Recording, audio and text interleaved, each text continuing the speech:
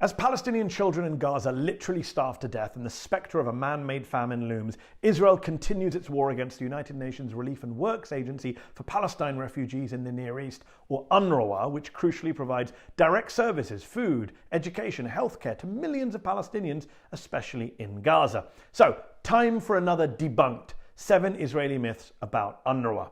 Myth number 1, UNRWA is only for Palestinians. What about Jewish refugees?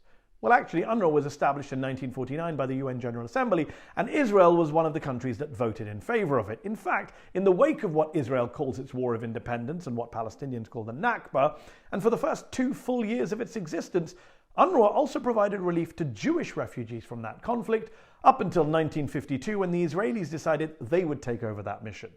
And in 1967, it was the Israelis who occupied the West Bank and Gaza, and then insisted UNRWA stick around to look after the local Palestinian population.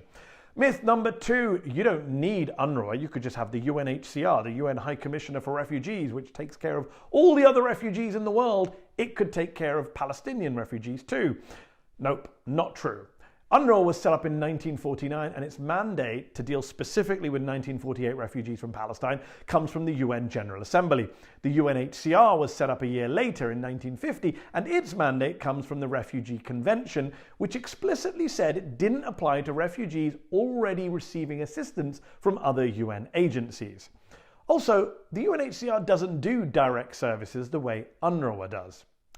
Myth number 3, UNRWA, unlike other refugee agencies, allows the descendants of Palestinian refugees to claim refugee status too, and thereby inflates and perpetuates the refugee problem. Sorry, what?